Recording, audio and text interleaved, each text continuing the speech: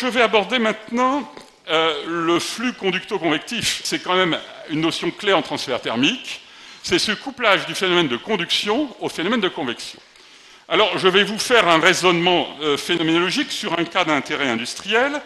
Considérons un écoulement turbulent, je vais préciser tout de suite ce que ça veut dire, dans un canal.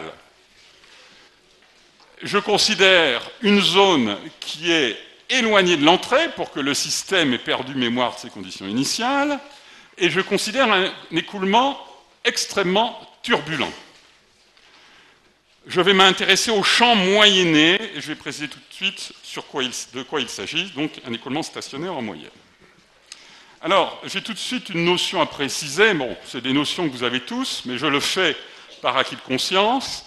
Quelle différence y a-t-il, et je vais être très qualitatif, je vous rassure, je vais faire appel à l'expérience, entre un écoulement laminaire et un écoulement turbulent. Si vous considérez un écoulement dans une conduite à faible vitesse, par exemple sur une rivière calme, ou sur n'importe quelle conduite, vous mettez un traceur, une brindille. Si vous la mettez au cœur de l'écoulement et que l'écoulement est laminaire, cette brindille va être convectée parallèlement aux parois. Vous avez affaire à un écoulement déterministe, laminaire, parce qu'on voit la notion de lamelle qui apparaît. Et connaissant l'état initial et la vitesse initiale, vous pouvez prédire de manière déterministe quel sera le devenir de cette brindille ou de cette goutte d'encre que vous allez mettre. Alors, maintenant, par opposition, on peut considérer un écoulement turbulent, c'est-à-dire des vitesses plus élevées. Je ne précise pas le critère, on verra ça dans la suite de ce cours. Je reste à des notions basiques, à des observations de tous les jours. Je mets au sein d'un écoulement turbulent un traceur, une brindille, une goutte d'encre, disons une brindille. Eh bien, si l'écoulement est turbulent, vous allez constater d'abord que le mouvement se fait toujours pour une rivière d'amont en aval. Il y a toujours un phénomène irréversible qui fait que l'écoulement se fait toujours dans le même sens. Mais se superpose au mouvement d'ensemble un mouvement de structure quasiment chaotique qui va conduire au fait que la brindille va occuper des positions absolument imprévisibles à l'intérieur du milieu. Et plus l'écoulement va être turbulent, c'est un fait d'observation, plus la brindille est susceptible d'occuper tout l'espace offert au canal. À la limite, sa probabilité de présence en n'importe quel point d'une section est pratiquement uniforme. Alors faites une observation de la vie de tous les jours, vous ouvrez un robinet lentement, vous avez un écoulement laminaire, vous l'ouvrez un peu plus fort, vous tombez sur de la turbulence. Alors simplement, sur cet écoulement ici, entre deux plaques, je vais faire la remarque suivante. La turbulence est un phénomène de mélange. La turbulence est un phénomène qui va brasser le fluide, qui va donc uniformiser les champs de vitesse et les champs de température moyens. Et dans ce type d'écoulement, vous apercevez que vous avez un écoulement d'ensemble qui se fait comme ça, c'est l'écoulement moyen. De même, vous avez un champ de température moyen auquel se superposent des tourbillons qui vont être caractérisés par des fluctuations. Eh bien, la turbulence homogénise le champ de température moyen dans pratiquement toute la section du canal.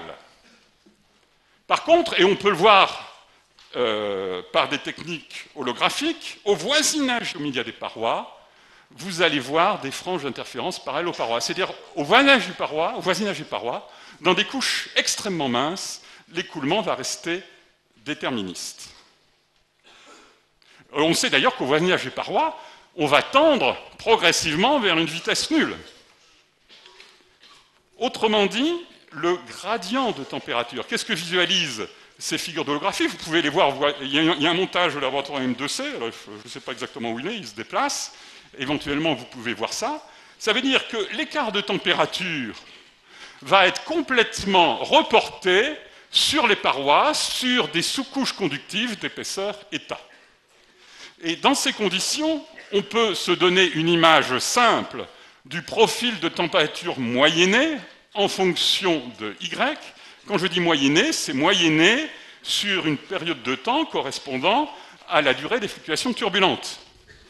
Entre moins L et plus L, si la paroi en moins L est à température T1, le fluide sera à température T1. Si la paroi plus L est à température T2, le fluide sera à température T2. Du fait du brassage, le champ moyen de température va être à peu près uniforme entre ces deux extrêmes à une température caractéristique Tc, et les variations de température ne vont apparaître que sur des épaisseurs de sous-couches conductives appelées états.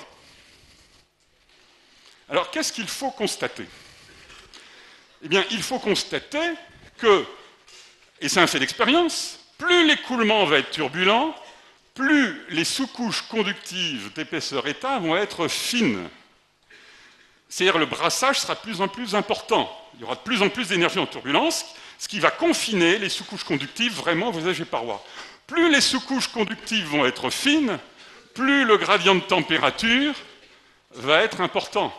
Et plus le gradient de température va être important, plus le flux transféré, par transfert conductif couplé au phénomène de convection sera important, plus le flux conducto-convectif sera important. Alors, on peut quantifier ça par un modèle extrêmement simple. Alors ça, je vous ai donné là un modèle de température idéal, le modèle de température réelle, et on serait quelque chose comme ça. Alors, on peut estimer les flux conductifs. Alors, estimons le flux conducto-convectif à la paroi Y égale L. Eh bien, on a vu que c'est tout simplement ce flux-là. C'est moins lambda F dt sur dy. Ça va donc être lambda F. Ici, j'ai Tc, là j'ai T2. Tc moins T2 sur état. C'est algébrique, hein. Ce flux, on va le comparer au flux de conduction pure. Qu'est-ce que ça veut dire, le flux de conduction pure? C'est le flux qu'on aurait si on imaginait que dans les mêmes conditions thermiques, c'est impossible, le fluide était au repos, s'il n'y avait pas de mouvement. Donc on aurait de la conduction pure. Dans ce cas-là, en conduction pure, on aurait un profil de température linéaire de T1 et T2. Et le flux conductif associé serait, par loi de Fourier, ce serait lambda F, T1 moins T2 sur 2L. Et qu'est-ce qu'on peut constater? C'est que le flux conducto-convectif sur le flux de conduction pure, dès lors qu'on suppose que Tc moins T2 est de l'ordre, je fais que des calculs d'ordre de grandeur, de T1 moins T2 sur 2, quand on fait le rapport des deux, on va constater que c'est égal à L sur état. On a une idée quantitative du phénomène que je décrivais tout à l'heure. Plus la turbulence va être importante, plus la sous-couche conductive état va être faible, et meilleur sera le transfert par rapport à un transfert de conduction pure. Bon, alors la conclusion de ça, c'est que dans la suite de ce cours, avec des approches phénoménologiques, on sera en mesure, sous une forme ou sous une autre, de déterminer état. Normalement, pour développer un cours de convection, et ça ne peut pas se faire en première année, ça ne peut se faire qu'après un cours de mécanique des fluides. Donc la convection sera reprise complètement, mais en cours optionnel, en S3, derrière un cours de mécanique des fluides, pour ceux que ça intéresse, évidemment dans les options énergie. Alors, conclusion de ceci, je reviens à cette expression ici, le flux conductif à la paroi, moins lambda F, dTF sur dy à la paroi, gradient de température dans le fluide à la paroi, qui est en fait un flux conducto-convectif. D'une manière générale, on l'écrira sous la forme H, température caractéristique du fluide, moins une température de paroi Tp. Que la convection soit une convection forcée, que la convection soit une convection naturelle, que la convection soit laminaire ou turbulente. Simplement, on se donnera à la fin de ce cours le moyen de calculer le coefficient de transfert H.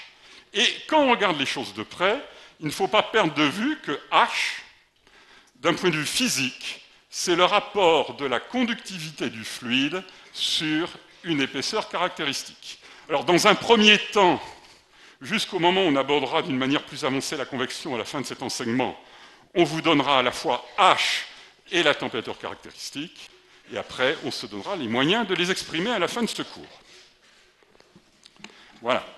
Donc, ce qu'il faut résumer, c'est que cette approche phénoménologique est tout à fait rigoureuse, et par un calcul numérique très avancé, et même en turbulent, on arrive à ce genre d'expression.